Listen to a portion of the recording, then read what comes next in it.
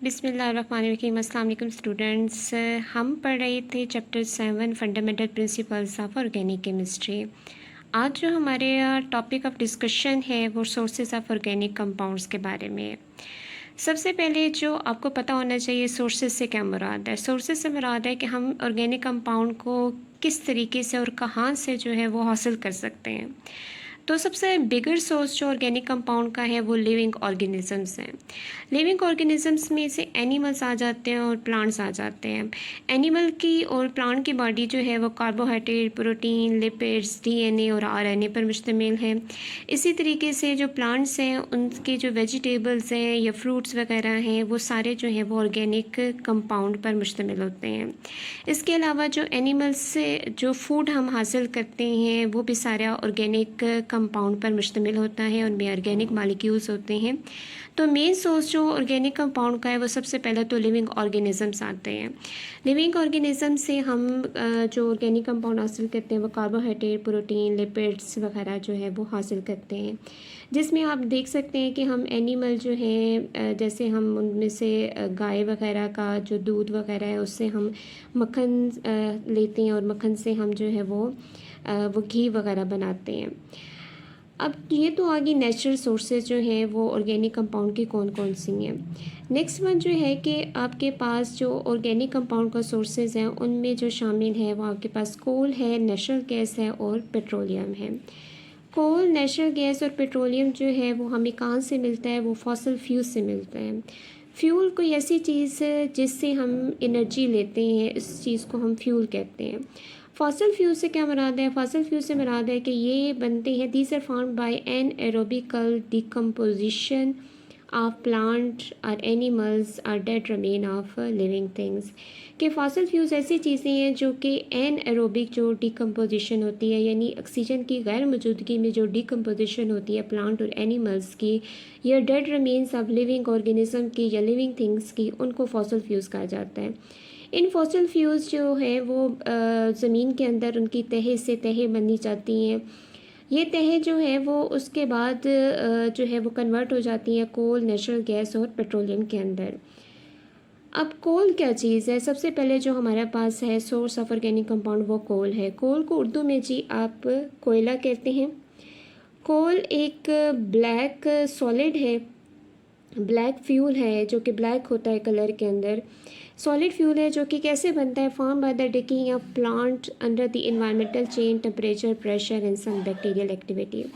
कि जो कोयला हमारे पास है वो एक सॉलिड फ्यूल है, इसका कलर ब्लैक होता है। और ये कैसे बनता है? ये बनता है इस तरीके से है कि जो प्लांट वगैरह होते हैं वो अंडर द इन्वायरमेंटल चेंज, जैसे हाई टेम्परेचर और प्रेशर और बैक्टीरियल एक्टिविटी यानी उनकी डिकम्पोजिशन के नतीजे में जो है वो प्लांट डिके होते हैं और प्लांट की जो है वो तह से तह बनती रहती है ज़मीन के अंदर, और जिसके नतीजे में हमारे पास कोयला आता है। अब सबसे पहले जो कोयला जो है वो आप इसकी जो कन्वर्जन है कोल के अंदर वो कैसे होती है कि डेड प्लांट और ट्रीज़ जो हैं वो जब ज़मीन के अंदर वो जो बरी हो जाते हैं तो उसके ऊपर बैक्टीरियल और केमिकल रिएक्शन होता है। जब बैक्टीरियल और केमिकल रिएक्शन होता है तो ये जो वुड है वो पीट के अंदर कन्वर्ट होती है। ये लो क्वालिटी जो होता है वो कोयला होता है, लो क्वालिटी कोल होता है जिसमें परसेंटेज ऑफ कार्बन जो होती है वो बहुत कम होती है, ये भी कोल ही। इसके बाद हाई टेम्परेचर और प्रेशर जो है वो इसको मिलता है तो ये पीट जो है वो लिग्नाइट के अंदर कन्वर्ट हो जाती है। लिग्नाइट जो है ये बहुत इसके अंदर लो परसेंटेज होती है कार्बन की। इसके बाद लिग्नाइट जो है वो हाई प्रेशर पर बिटुमिनियस कोल के अंदर कन्वर्ट हो जाती है। ये लिग्नाइट जो है वो बिटुमिनियस कोल की में कन्वर्ट होने के बाद हाई प्रेशर पर एंथ्रासाइट के अंदर कन्वर्ट हो जाती है, जो कि एक अच्छा क्वालिटी का कोयला है जिसमें हाई परसेंटेज होती है कार्बन की मौजूद होती है। तो ये जो बैक्टीरियल और केमिकल रिएक्शन हुआ है और हाई टेम्परेचर और हाई प्रेशर हुआ है, ये किसके अंदर हुआ है? ये ज़मीन के अंदर हो रहा है। ज़मीन के अंदर जो है आपके पास सेंटर में, जब ज़मीन के नीचे आप जाते हैं उसके सेंटर में मैग्मा मौजूद है। मैग्मा जो है जहाँ पर ज़मीन का टेम्परेचर बहुत ज़्यादा है और यहाँ पर ज़मीन जो है वो पिघली हुई हालत में मौजूद है। यहाँ पर टेम्परेचर भी ज़्यादा है, यहाँ पर मिट्टी का आगे से प्रेशर भी ज़्यादा है। तो इस जगह जो है वो हाई टेम्परेचर और हाई प्रेशर पर जो भी डेड रिमेन्स होते हैं प्लांट और ट्रीज़ के, लिविंग थिंग्स के, वो कन्वर्ट हो जाते हैं Now, variety of compounds are obtained or heating coal in the absence of air and at temperature 500 to 100 degree centigrade which is called destructive distillation. So इसमें क्या है कि आपके पास कोल से ही आप जो है वैरायटी ऑफ कंपाउंड जो है वो ले सकते हैं. और वैरायटी ऑफ कंपाउंड्स में क्या शामिल है, कोक शामिल है, कोल गैस है, कोल तार है. आप कोल को जो है वो हाई टेम्परेचर पर 500 टू 100 डिग्री सेंटीग्रेड पर आप उसको हीट करेंगे इन दी एब्सेंस ऑफ एयर यानी इन दी एब्सेंस ऑफ ऑक्सीजन. तो ये कोल जो है वो कोक में, कोल गैस और कोल तार में कन्वर्ट हो जाता है. अब जो डिस्ट्रक्टिव डिस्टिलेशन में जो डिस्टिलेशन की टर्म आती है उसका क्या मतलब है. डिस्टिलेशन होती है separation of the component of the mixture on the basis of their boiling point.